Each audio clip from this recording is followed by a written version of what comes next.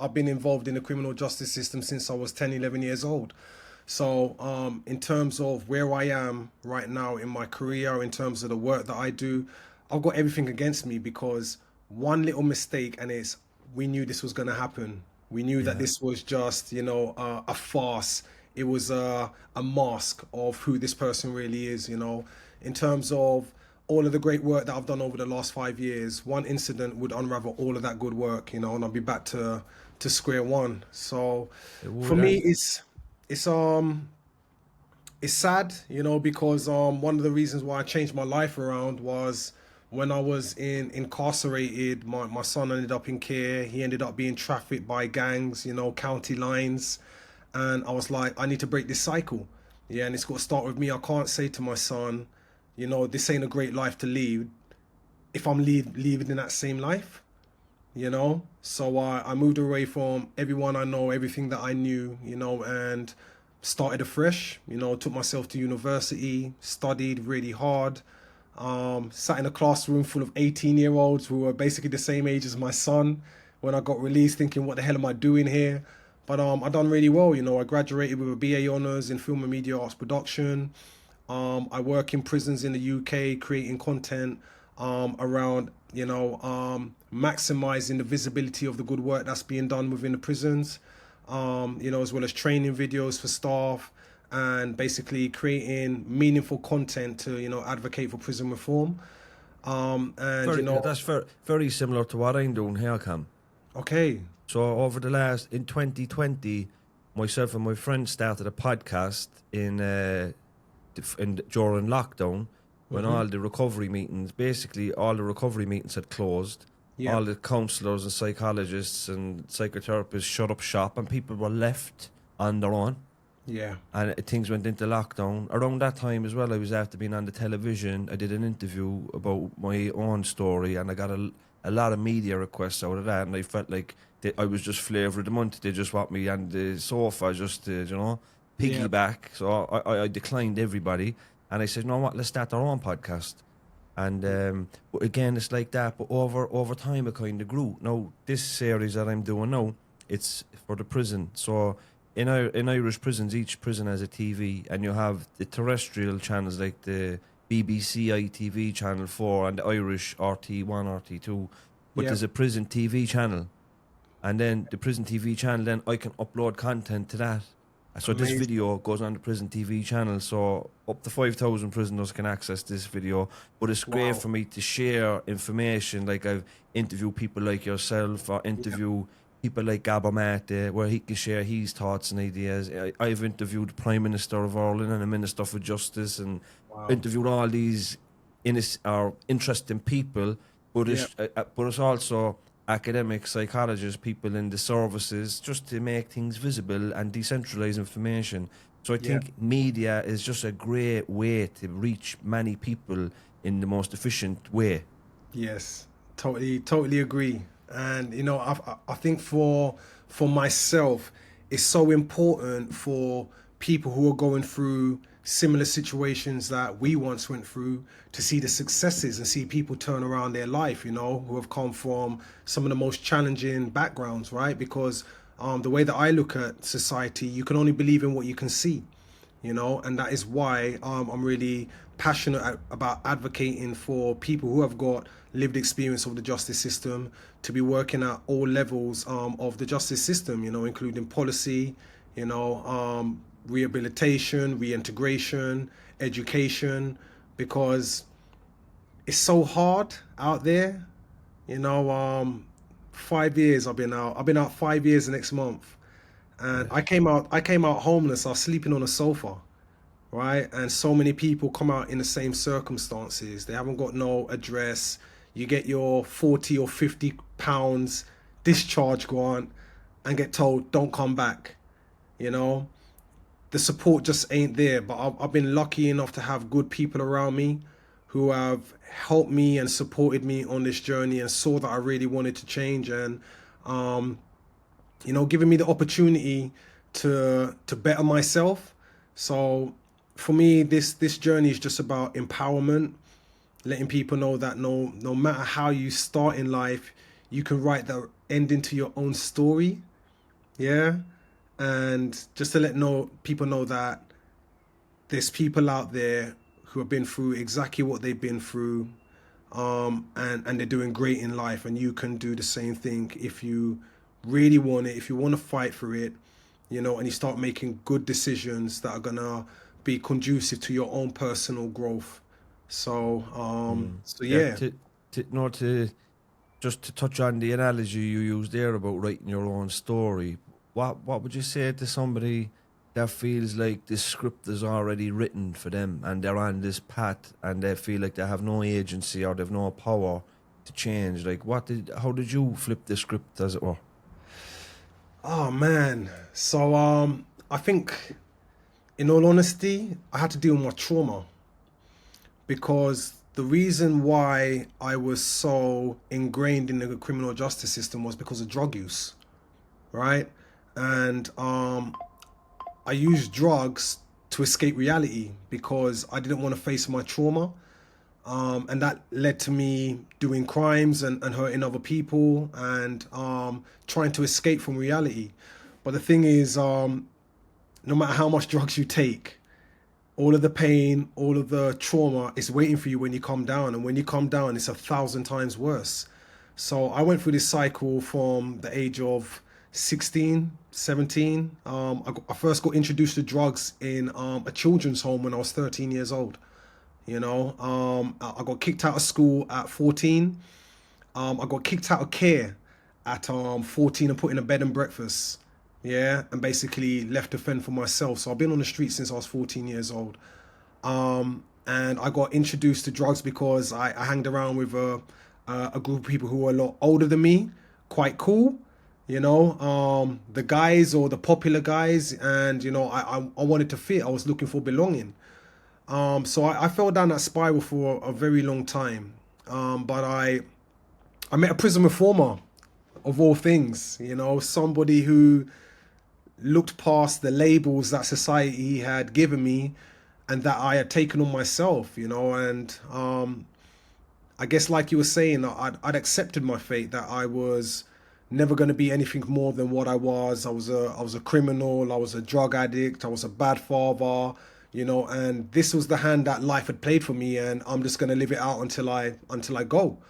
But I met this person, and she planted that seed of hope that I could go on and do amazing things. Her name is Dr. Sarah Lewis, and I met her in 2018 while serving a custodial sentence, and she changed my thinking.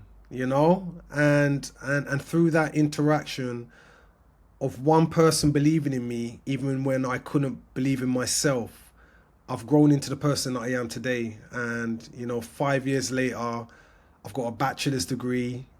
I've won Higher Education Student of the Year nationally, over here in the Congratulations.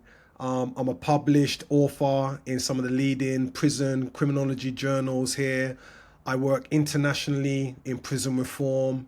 I'm a tech entrepreneur building systems to help people um, re enter society in a meaningful way that connects them to organizations and gives them a roadmap to help them re enter in a way that's going to help benefit society and give them the tools that they need to do it successfully. And I'm sitting down in rooms that I never thought that I would could be in. Like I said, on the 10th of July, I've been out 5 years. And when I look back on my journey, if you had said to me 5 years ago that I'd be here doing what I'm doing, I would have laughed at you and said that you're crazy. But this is what happens when you invest in yourself. One thing that I can say is education set me free. Education gave me opportunities beyond my wildest dreams, and following my passion.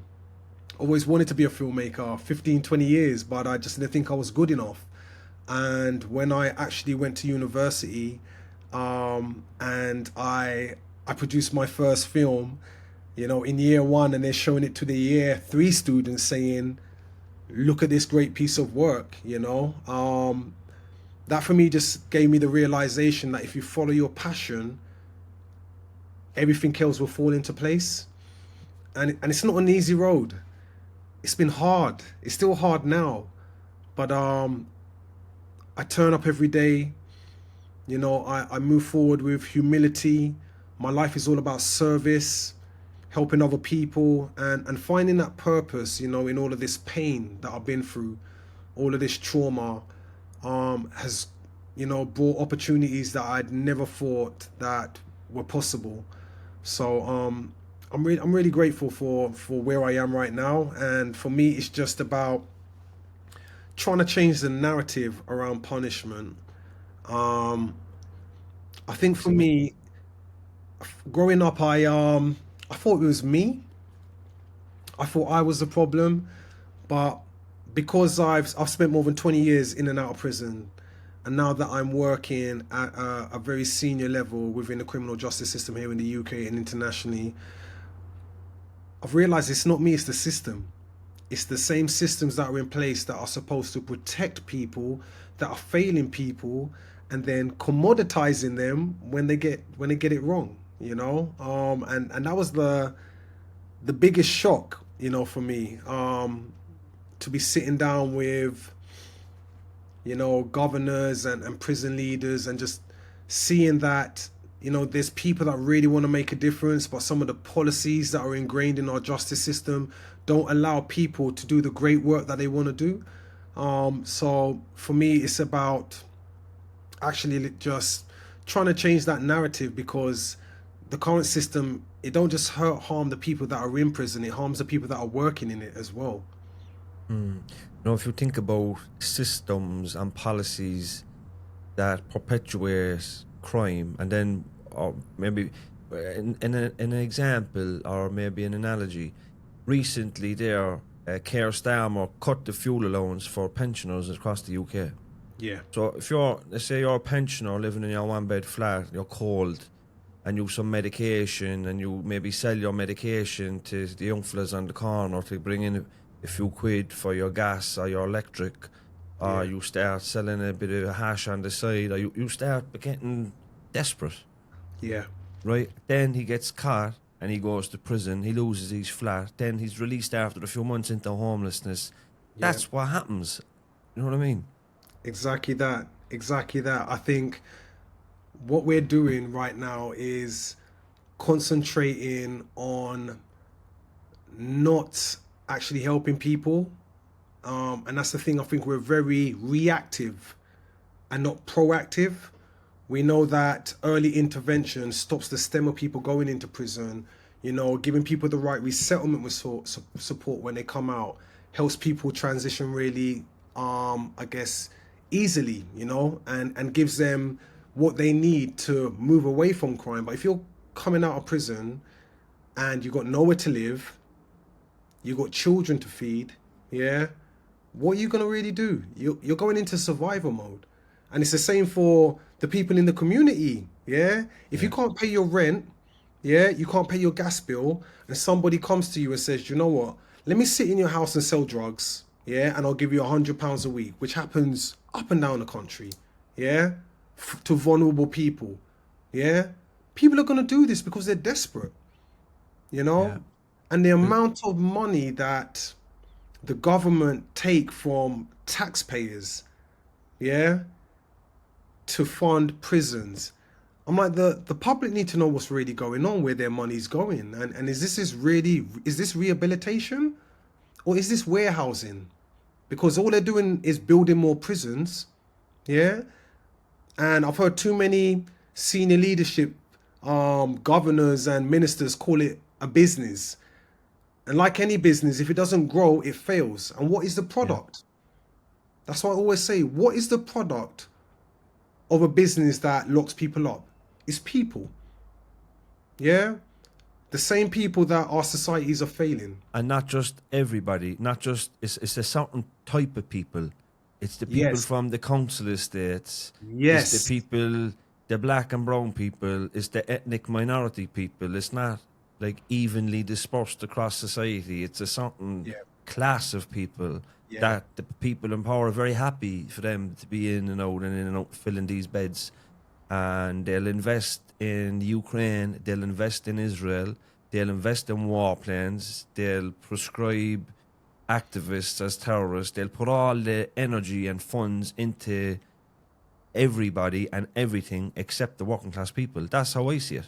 Yeah, and I totally agree with you. That's exactly what it is. You know, in terms of prisons, prisons was built on the back of slavery. Yeah. So in 1800s, when they abolished slavery, they basically in America rounded up black people as free labor. And as times have moved forward, they racism is not acceptable anymore. So it's not about race. They don't matter what color you are. It's about class. Yes. Yeah. And the working class, the people on the housing estates, the most destitute, the most vulnerable people have become commoditized. Yeah. If you're working a dead end job in society and you're making £20,000 a year, yeah. Or if you're going to prison and you're costing £50,000 to a taxpayer, yeah. You're worth more in prison than you are paying taxes, yeah, and having a job, right?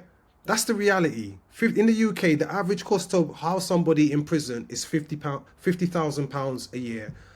And for the youth, it's up to £200,000 to house a young person in prison. Similar Yeah? figures here. Yeah. So the fact that they've commoditized the failures in our society is disgraceful. Because the very people that they're saying that we're supposed to be protecting who are falling through the gaps are the same people who are ending up in our prison system, in our justice system, you know? And for me, that is unacceptable. You know, that's what happened to me. I've been known to the police since I was 6 years old. Started running away from 6, ended up in care at 11, you know? School didn't pick up on the trauma that was going on in the home, yeah? So school couldn't understand it. They just thought my behavior was because I was, you know, disruptive. But they didn't look behind the behavior, what was going on. Yeah. Yeah. So instead of just trying to work through that, they say we don't want him, we kick him out. And then what does that leave people open to? Yeah. The prowls of the streets. Yeah. And I can identify an awful lot with that school story. yeah, in terms of the UK, you know, there's a lot of talk about the prison, the school to prison pipeline, Yeah. right? Because even the teachers that we're employing, they have no skills around people who have come from the most marginalized communities in terms of the trauma, in terms of the day-to-day things that they're going through, you know? And they take their behavior as a sign of you know, disruption, where really it's a cry for help. You know? And It's you like know, singing. do you know when you're interviewing people in prison or people that have been in prison, Yeah. and they talk about their schooling, the language they'll use about the schools, the yards, the halls, the teachers, is very similar language when they're telling you a story about prison. It's like Exactly. school prepared them for the prison in many ways. Like it was adversarial. They were in trouble. They were being reprimanded. They were being told good. They were being put out of the class into the hall. In school, they Isolated, were being put down the block. They Yeah. were getting a report card, whereas they were getting in order to get a P19 if you're in trouble in prison. You know, Yeah. it's like same systems, just on different levels, different ages. But it's like the school prepared them for what was next. Yeah, yeah, it's exactly that. So I'm currently working on a project with the University of Greenwich around young people that are involved in the justice system and the language to identify if they understand what's going on with them. And in terms of what the research has revealed is that these young people know exactly what's going on, but they just don't trust the people who are working in the justice system. They don't trust the police, you know, they don't trust their teachers. And like you said, it's a pattern from school to the police to work the justice system. It's a pattern of people not seeing them and not understanding them and using the information that they give them against them to where they don't even want to talk or communicate. So it's not about they don't understand. It's just that they don't trust the people who are supposed to be protecting them, to be looking after them or helping them, you know. And it's something that I see like on a daily basis, you know, in terms of our youth population. A lot of them are lost, you know. I work in prisons up and down the country, and a lot of these young people, they don't care if they live or die anymore, and that's a really sad place to be. Growing up, like, we used to have fist fights. Yeah, have a straightener. Yeah, Yeah, and then shake hands afterwards. and Do then you it's know what I done. mean? And it's done. Now it's knives, it's stabbings, it's shootings. The social It media call outs, then escalating it, then you're under savage pressure then to respond. exactly, exactly. It's all peer pressure led right now, and the fact in the UK they've closed all the youth centres. They stopped funding the interventions in the community.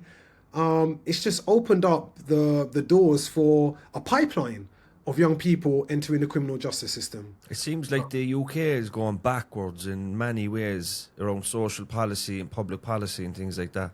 Yeah, massively, massively. We've had successive governments that have just basically tried to put a sticking plaster on this problem. Like you said, invest everywhere else apart from the place that matters most, the place where so many people are being hurt, a place where people are falling through the gaps. And the fact that these systems are put in place to protect people and they're failing and they're becoming a commodity. Yeah, like, what kind of society are we really living in? Where the people that you're supposed to be protecting that are falling through the gaps and ending up in the criminal justice system, you're criminalizing them, and then you're forgetting the trauma that they've been through in the first place. That's ended them being in this system, right? And then when they go into the system, you don't help them deal with that trauma. You just compound it. Yeah? Locking people up for 23 hours a day. No meaningful education work or interventions within prison. No mental health support. Yeah? And then you expect to just let people out on the streets and say, don't come back and everything's going to be all right. It don't work like that.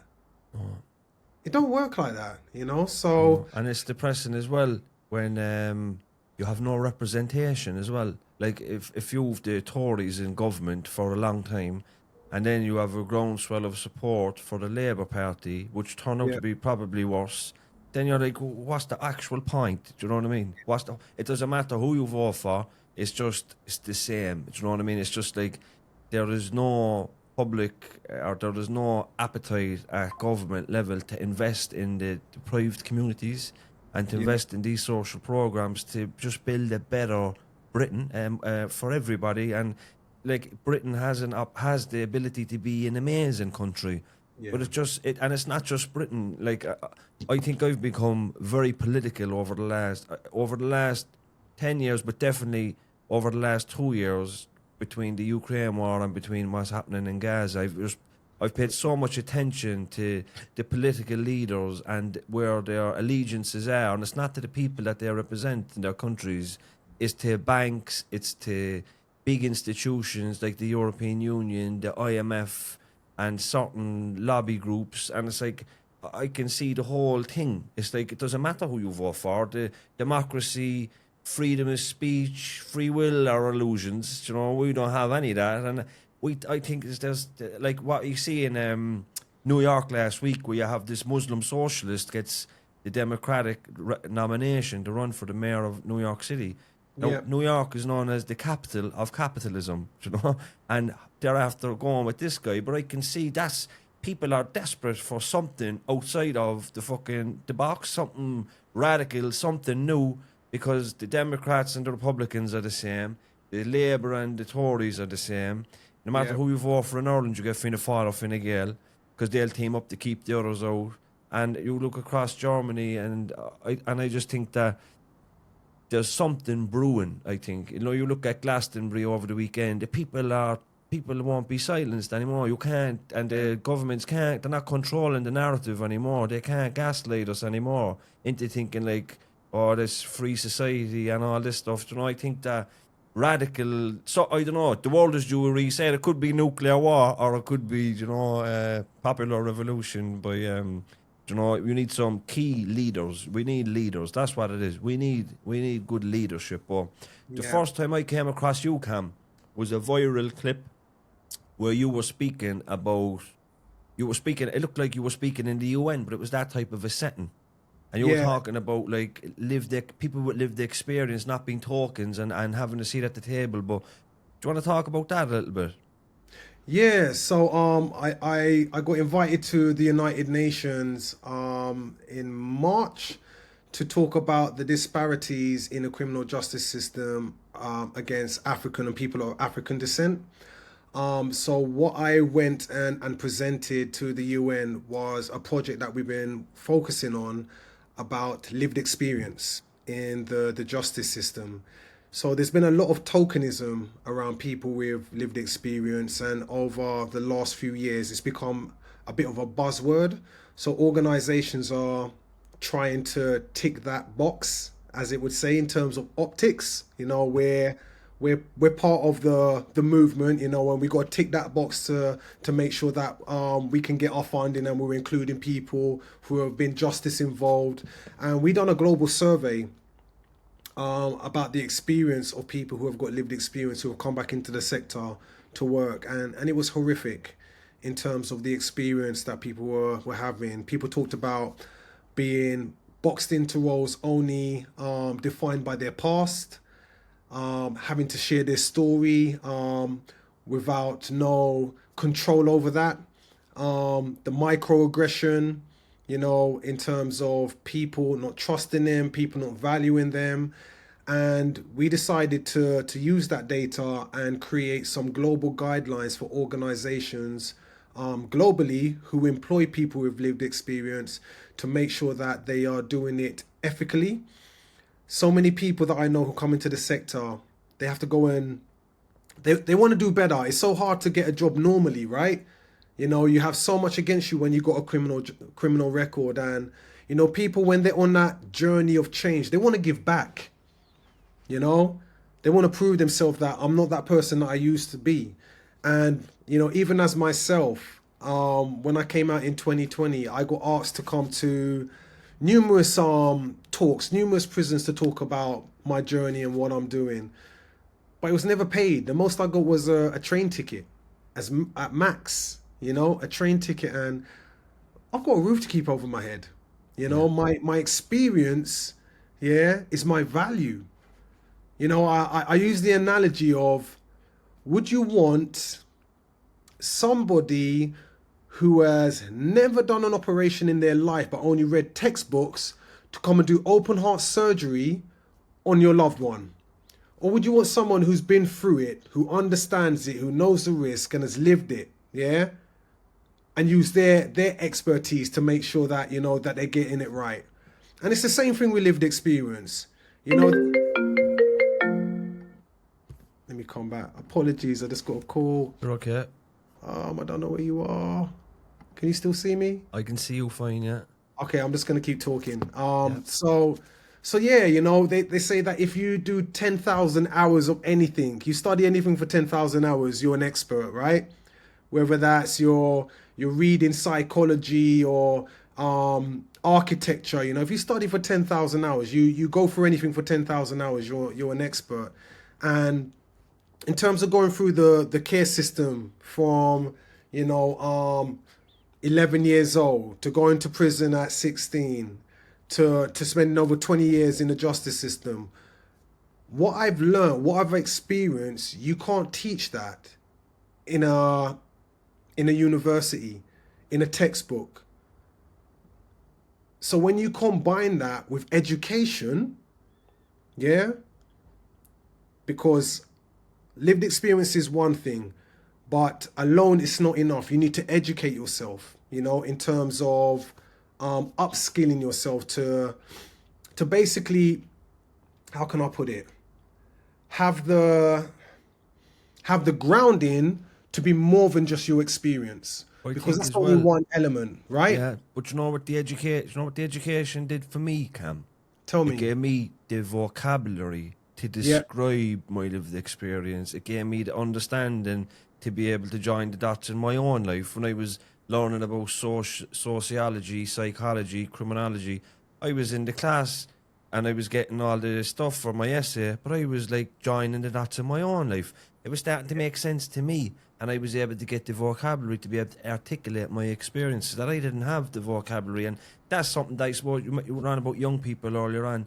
Young yeah, people don't have are not able to say, well, you know what, I'm misbehaving in school now because I'm after experiencing some childhood traumas and I can't regulate. They don't have that ability. And all the teachers see and the police see is the behaviour, but they don't know what's going on in the background. The young Yep. people can't articulate it. But what education does is it gives you the understanding and the vocabulary. And once Yeah. you're able to speak and you have agency, you will represent yourself. And then your lived experience becomes your biggest asset. And it's like, Exactly. yeah, I have this degree, but I have all this too. Yep, yep, exactly that. So, I guess in terms of the work that we're doing in the UK is, I'm really privileged to have some organisations that are I'm working with that really value the power of lived experience, and they want to see lived experience central to the change process in terms of upgrading our justice system. So I'm an expert by experience for Penal Reform International. And a few years ago, they started a lived experience charter where they have people from around the world who are doing phenomenal things, look at how to shape policy, and embed lived experience at, I guess, an international level, across all different jurisdictions in the justice system. And I work for a really forward thinking organization who was embedding this from, I don't know, 2018, called Penal Reform International, and a community interest company called Grow, Transform, Belong. And I've worked with them from in custody. Got released in 2020, and I've worked my way up in that organization over the last 5-7 years, and now I'm a senior digital consultant. But it's all about finding belonging. That's how I got here, because outside of this, there's a community that is waiting for me. Yeah, but it's not conducive to my growth. It's not conducive to who I want to be. Um, and this is a community that are stuck in a certain way of thinking because they can't see no other way out, if that makes sense. Yeah. And And change is scary, you become right? the average of the company you keep as well. Like if Exactly. you look left and right, yeah, who's in the pub with you, who's in the yard with you, like, and what way is their life going? That's a reflection on where you are and where you're headed. Whereas Yeah. if you're in college and you're sitting next to a scholar, or you're sitting next to a geek, or you're in work and you're maybe like you're only starting out maybe, but you Yeah. can see like you're meeting the HR manager or the CEOs in the canteen, or these different professionals. You're mixing with these different professionals. They lift you up, and all of a Exactly. sudden you're on a different level, and you mightn't be there yet, but you're on the way. Like you Yeah. become the average of the company you keep. And I always, somebody said that to me in early recovery, because when you're in early recovery and you're in the recovery rooms, you kind of gravitate to cliques and stuff like that. Yeah. And he was like, just be careful of the people that you're gravitating to. You should become the average of the company you keep. And if Yeah. these guys are out mixing with women, they're getting involved in relationships, they're doing some stuff they shouldn't be doing in recovery, maybe have one foot in the whole life. And I was like, and then you see the other guys, they're straight, they're over there, they're working, they're solid, they've good relationships, they're going well.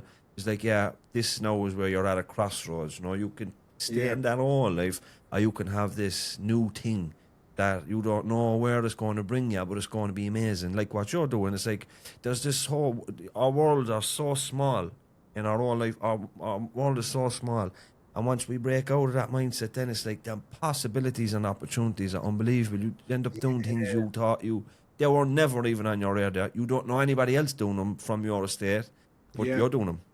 Exactly that. I think one of the I guess one of the most transformative journeys that I've had since I came out was because of education. I ended up being involved in a tech startup, right? I didn't know nothing about tech, but I ended up being swept up into a fast moving tech startup in a corporate setting. And where I come from, I don't know nothing about business, right? Yeah. I know about business, but it's not that kind of business. Yeah. Yeah. And I think we ended up raising on the idea £1 million, £3 million within 6 months. 50 people across the world. I learned about technology, building teams, and some of the latest cutting edge technology that people from my background haven't got a clue about, and that has just instilled a different kind of driver in me, a different kind of knowledge, that I'm utilizing in the work that I'm doing now. And it would have never happened if I didn't surround myself with other people, like you were saying. Yeah, Yeah. through education, through surrounding myself with other people who wanted to go in the same direction as me, I got, opportunities that I couldn't even see. So I You think for me, developed an app. Did you develop an app? yeah. So we got a few. I'm working on quite a few things. But yeah. In terms of the project that I worked on initially, it was a blockchain and crypto project. Um, and yeah, we raised a lot of money. We started building some great products, but then it didn't quite work out. But again, we learned. I learned a lot. Okay, this didn't work out because of this reason. Now, how can I use that to when I go again to do it better? But I guess utilizing that experience, we've created a reintegration app called the Growth app. And what the Growth app does is it basically gives anyone who is re-entering society the the opportunity to take back control of their life, because in prison, everything is done to you or for you, right? So the whole idea about the Growth app is to give that person the ability to say what their needs are. And what it basically does is it connects you to services that you need. So if you need housing, if you need education support, if you need mental health support, if you need debt support, if you need family support, you basically input what your needs are into the app, and it basically connects you to the services within your local area that offer that support. So that when you come out, you're not looking left, right, up, down in terms of how do I do this. And we've had a lot of interest over here in the UK, from quite big NGOs and organizations that work in the justice system. We've been working on it since about 2018, and we've just got our app up on App Store and Play Store.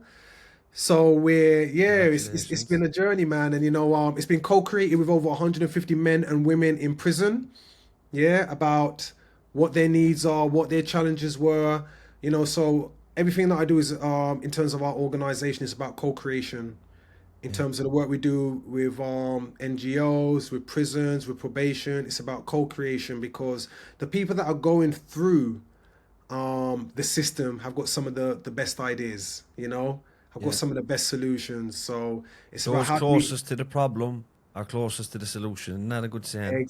exactly that. So yeah, we've co-created this with probation officers, with charities, with resettlement teams, and with the people who are going to be needing to utilize these kind of services. So we're really excited about where this can go. We've got a lot of global appetite for what we've built, because in terms of the justice system, everybody is talking about how can we use tech to upgrade the justice system.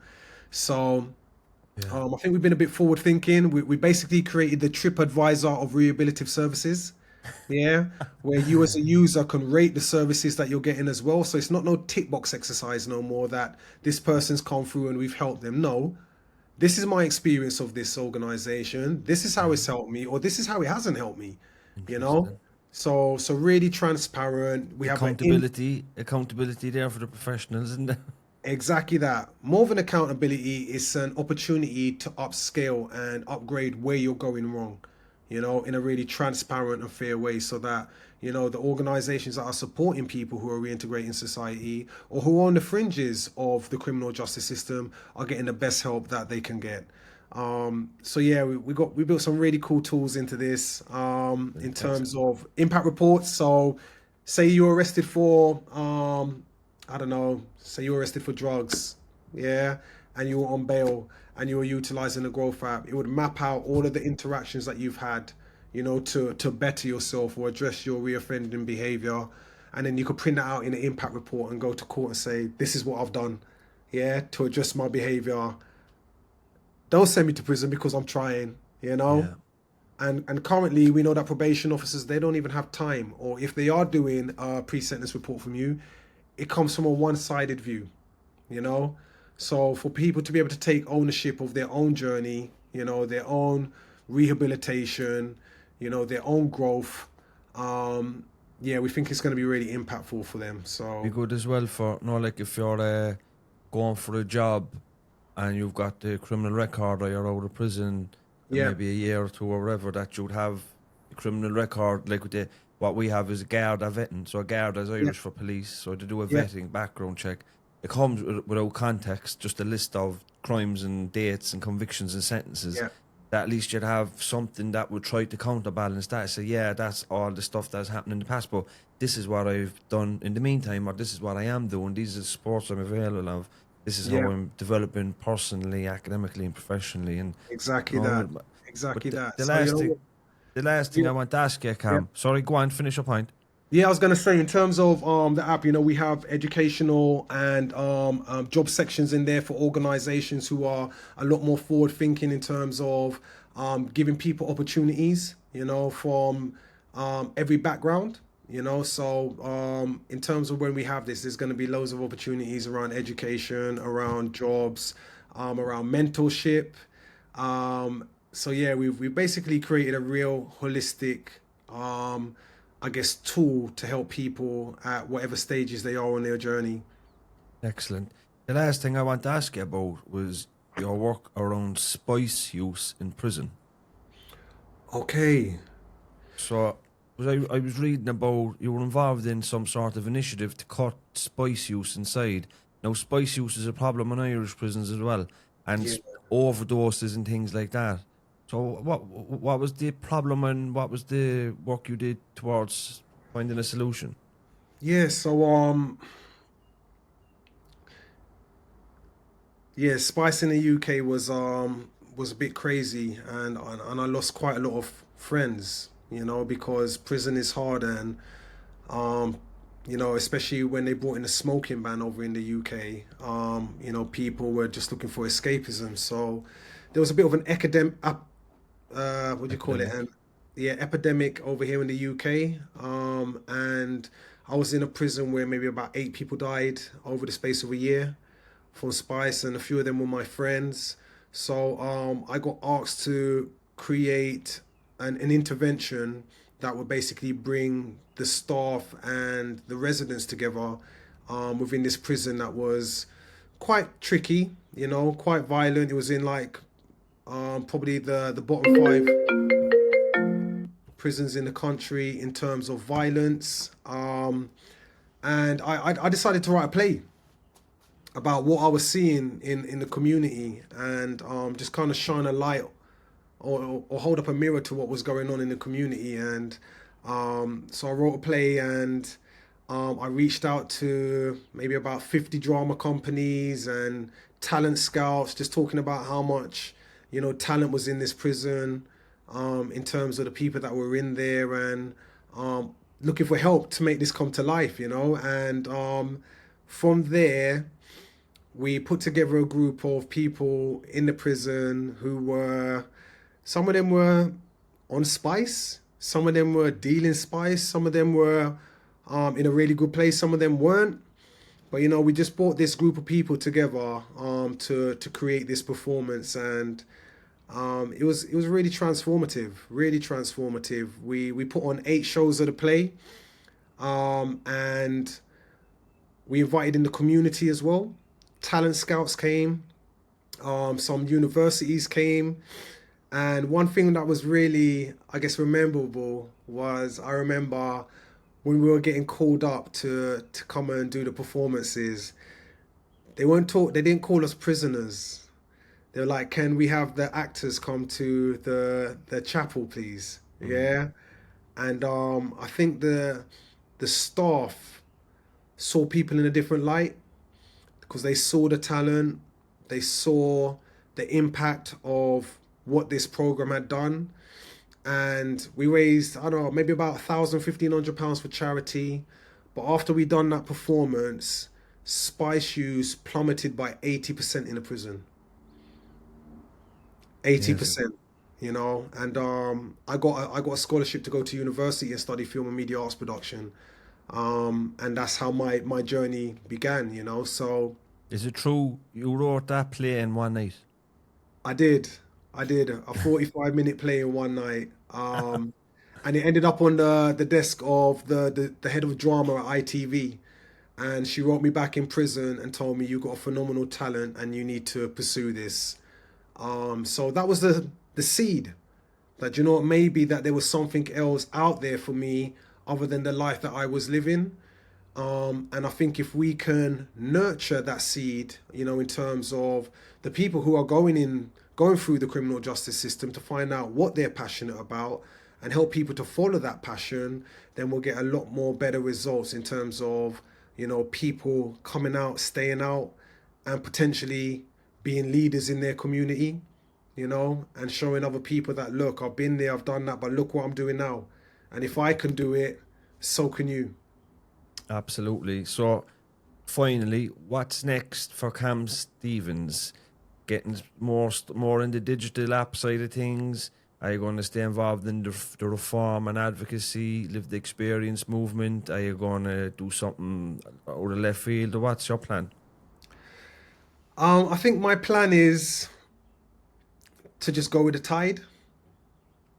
In a really good space, I think. In terms of the rooms that I am in, locally in the UK and internationally, I've got quite a big platform. I'm all about advocating for people of lived experience, trying to change the narrative around punishment, and prisons, because the current system is really harmful, and we can do so much better. There's so many people that want to turn their lives around. If we were to give them the right resources and the right support, then they'd come out and live really good lives. But in terms of the narrative, especially around the press, they don't celebrate good news stories, but it takes one bad news story and they want to change policies, they want to lock everything down, and everyone that's in prison is a bad person. And prison are filled with some of the most amazing, talented, passionate, compassionate, kind people that have just made really bad decisions, or had bad starts in life. So for me, it's all about opening up a path for the people that are coming behind us. Yeah. And just laying a path and a foundation that makes it easier and better for them to change their life around. That's the plan. Where it's going to take me, I don't know. I'm just basically putting service at the top of everything that I do. It's not about me, it's not about Cam, it's about the people that are coming behind me and how I can use my pain and turn that into purpose, and basically just let other people know that, look, I've come from the bottom. Like 25 years I was a drug addict. Yeah. I was a waste of space. The algorithm said 80% likelihood of reoffending within the first year. 5 years later, I'm working at the top of the criminal justice system in the UK, at government level. I didn't see this coming. I can't believe I'm doing what I'm doing. But it all came from making good decisions, and doing the right thing, and really working on myself and who I wanted to be. So I guess in terms of my final thoughts, my final message to anyone who's going to be watching this is, you've got the ability to write the ending to your own story. We all go through things in life, but it doesn't mean that those things have to define us. And we have the ability to use that as our fire, as our fuel to do better, and change the narrative for ourselves and our children. So yeah, it's been phenomenal talking to you tonight, James, man. Thank you, Cam. And I know Thank we're you. gonna catch up again soon. I'm coming to Ireland soon to come and meet Michael and Ruth Ann and Damien, Yeah, who I'm really close with. And I'm hoping that we can catch up as well when I'm over there. no bother.